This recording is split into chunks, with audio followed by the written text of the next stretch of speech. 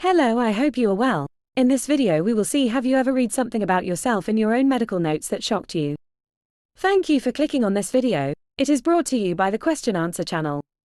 Today the answers will be presented by Judith Willothewisp, Wendy Brown and T. Smith. We will start with the first answer of Judith Willothewisp. 20 years ago I was attacked in a hospital on call room while I was in duty. I was discovered in a big pool of blood with what were repeatedly described in my notes as horrific injuries. Those comments were from military doctors used to seeing extensive and life-changing injuries. I read my notes just as I was being discharged from hospital after 20 months. Yes, 20 months. I had not realized that when found, the first doctor realized I was bleeding out primarily from a pelvic injury. With no time to administer any drugs, he opened my lower abdomen even before nurses had finished gaining IV access to replace fluids. He located my uterus, partly resecting it and clamping off the torn uterine artery. During my 20 months in hospital, I had often wished myself dead. I even tried to kill myself once. The extensive injuries I had left me robbed of senses, deaf, remporarily mute, damaged sight, a lost uterus, scars everywhere, and had left in never-ending pain. Many times I considered life to be overrated. I often wished I had not survived. Then I read my notes. Being medically qualified, I realized what a brave thing that doctor had done. He had cut me open despite me being semi-conscious, right on the floor of that little room with some but minimal additional medical support, though plenty was on the way. In doing this life-saving move, he broke any number of medical protocols and rules. It was a do or die move, but one that required a stout and brave heart, a real leap of faith. I was never able to thank him. He had long since moved on, but I realized that every time I had wished myself dead in the last 20 months, I disrespected and insulted that doctor. I was shocked at myself. This was not how I was raised to behave. I resolved to do better. The next answer is from Wendy Brown.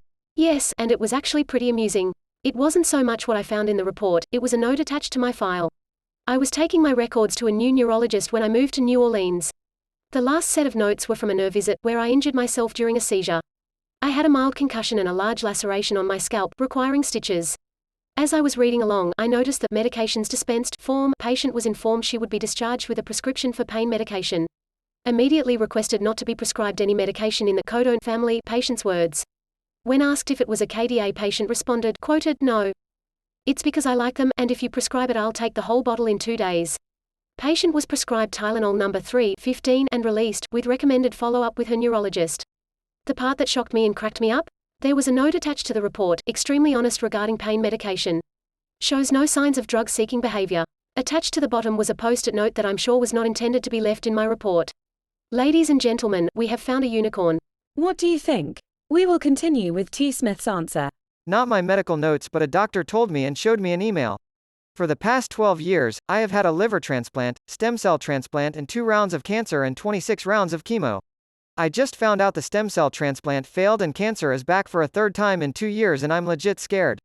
See, I need a strong immune system to beat the cancer, but I also need to suppress it to save my liver. A couple of other things are in play and I'll just say I'm in a really shitty situation. I always stay positive, upbeat and super grateful. I even fill out the survey forms they send me and I always give glowing reviews and mentioning people by name. I have developed personal relationships with anyone that has to do with me. Many I have had to see over and over again. I do every single thing my doctors tell me. They all work together and referred me to each other. I recently saw a doctor I have only seen twice before. We talked and then she looked deep into my eyes for a long time while I tried to muster up something to say. I was speechless for the first time in this whole journey. She knew I was scared. She took my hand and told me, "T, you have gone above and beyond doing every single thing we ask of you. You never complain, come in with a positive attitude and are always gracious. I guess only about 50% will even do what they're told and mostly bitch, complain and question. Forget any gratitude through the process, only at the end. You have put your trust in us and I want you to know that we are going above and beyond to figure this out. We love you like family." I just burst into tears. I'm not worthy. Then she showed me an email sent from my liver doctor to my team of doctors. He explicitly wrote, "Team, we must do everything we can to save T, she is one of my favorite patients." And the responses were in line with his sentiment. I want to say that I'm with EMO, the best hospital and team of medical professionals in the country, and I know they would do for any patient as they do for me. It's not some wonky joint full of unprofessionals. Being sick is such an isolating feeling. Everyone just stays super positive, which they should do, but then makes it next to impossible to express any fears. This doctor understood that as I sat there in silence. I think she knew I just really needed to hear and see that message in that moment. The journey continues, wish me luck. Crossed fingers. A little update. First, I cannot say thank you enough for all the posts, support and kindness. I mean, none of you even know me, but you are the best of humanity. Just being an empathetic person and sending prayers. I tell my children often that there are more good people in this world than not, and you have all proven me correct. I have read all of your messages and it makes my heart full. Thank you, thank you, thank you. Regarding my treatment, I have been approved for CAR T cell therapy. It's a chance at a cure and I'm so grateful. It's a grind, but I'm ready. I've already started the pre-workup and my team is moving fast and furious to start the collection of cells. Hopefully by the end of the month. Keep you posted. If I got this, then you got whatever it is you are going through. Please know you aren't alone, as this post has proven. If you need the support that I did, don't be afraid to share. Me and the people of Quora have your back. Blessings to all of you. Love, T. Hart. October 16, 2022.